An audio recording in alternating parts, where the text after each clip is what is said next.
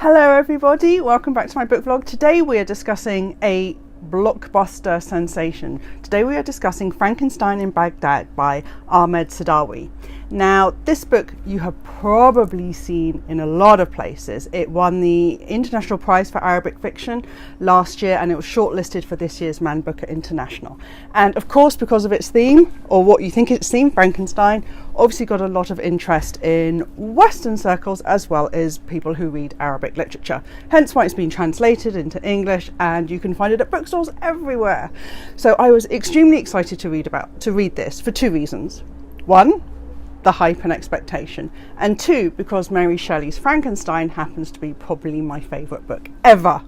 And this is an interesting point because it comes with expectation, doesn't it? When you name check probably the most famous novel ever, or certainly the most influential novel ever, you're going to be expecting and drawing your audience to make a parallel between your book and, in this case, Mary Shelley's Frankenstein. And I say this because I'm very nervous if I kept speaking like how much I have to say about this book. We could be here for about 25 minutes, but I know there would be no one left at the end of it. So I'm going to try and condense it. Going into a book with expectations can be tricky. And the nice thing about book vlogging is if you're going to pick up Frankenstein in Baghdad, I'm hoping I can just shift your expectations for this book so you enjoy it rather than are left a bit confused or maybe even disappointed. Because I expected this book to draw contemporary parallels between Mary Shelley's Frankenstein and a modern retelling set in Baghdad in Iraq. That is not what this book is. Okay, however, this book is fantastic. A more interesting parallel would be Olive Kitteridge by Elizabeth Strout, because actually what this book is about, it's about a community. It's about a community in a section of war-torn Baghdad that looks at various characters, whether they're old Christian women pining for their sons lost in war, whether it's families fleeing for safety, whether it's property dealers who are looking for a bargain exploitation as people flee the city, whether it's junk dealers, whether it's dishonest cops and honest journalists. It focuses on the community. So we sort of spend time in each of these people's lives and see how they intertwine and interact. That isn't, of course, what I was expecting.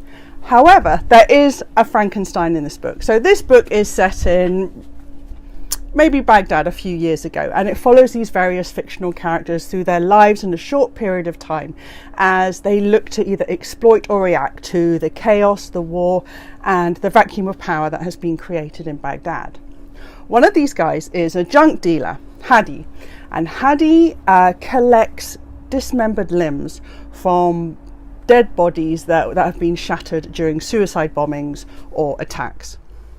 His thesis is never entirely explained, but his principle is on the fact that these body parts deserve a burial and honouring as much as someone who has a complete body when they die. So he wants to honour the victims by burying and treating these dismembered limbs. However, it's not quite explained why, but instead he sews these limbs into a single corpse, maybe to create a single body for burial.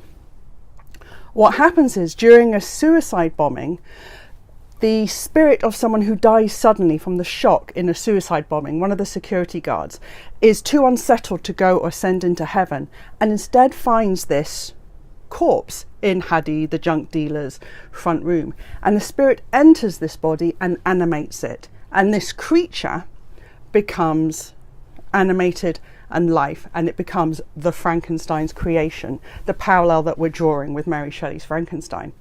Now what happens is this corpse, because it is comprised of people who've been killed in suicide attacks, it is emboldened, or somehow the spirits of all the people the body is comprised of, gives the creature a moral focus to seek revenge for their deaths. So the creature feels a spontaneous reflexive urge to take revenge for all the murders of all the people whose body parts it comprises of. And it is this vehicle that gives the story its momentum, because what actually this creature becomes, and the creature actually ends up being called Daniel rather than Adam in Mary Shelley's Frankenstein, which actually has some interesting parallels in itself.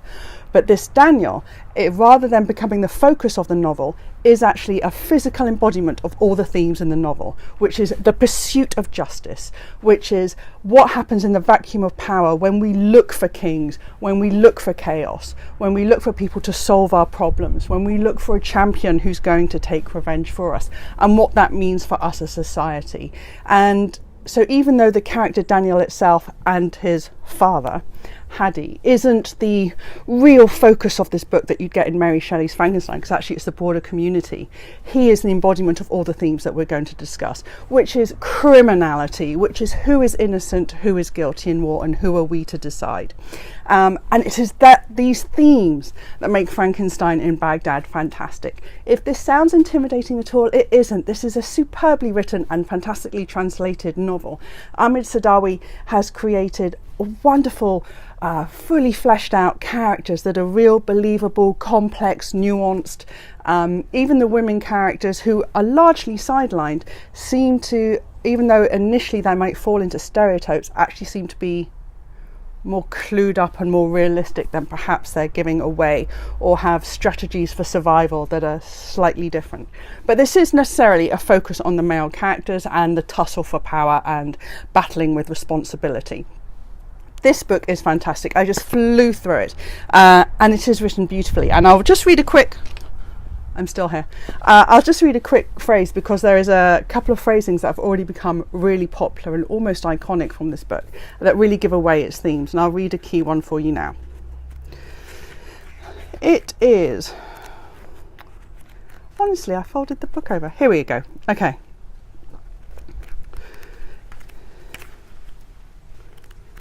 I'm so cross. I folded the book over. How did it go? Okay, right. Sorry about that. Okay. Anyone who puts on a crown, even if only as an experiment, will end up looking for a kingdom. And one of the really interesting aspects of this book was, I knew this book was going to focus on justice and criminality, because it's kind of given away in the back scribe description of the book. But I hadn't expected its focus on vacuums of power, and how people jostle for power in a vacuum, or how some people run away fearing responsibility. And it's that theme which I found fascinating, that people see a vacuum, and some don't necessarily fear it, but they see an opportunity for their ego and their self. And even those who think they're doing good by putting on a crown and taking responsibility end up looking for a kingdom. And I just found that fascinating. The one element I'll say about this book, other than the fact that it's not really a parallel with Mary Shelley's Frankenstein, is you'll often see this book described as a black tragicomedy. In fact, I think it's even on the back cover. This is a black comedy. This is darkly funny.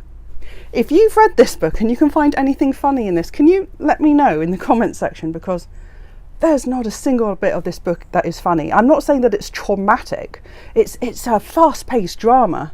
It's engaging, it's dry, but it's a drama. I've seen black comedies, I've read black comedies. I wouldn't have described this book as a black comedy. So if you're expecting it to be funny, I wouldn't go in there. And also expecting that, also it's not traumatic.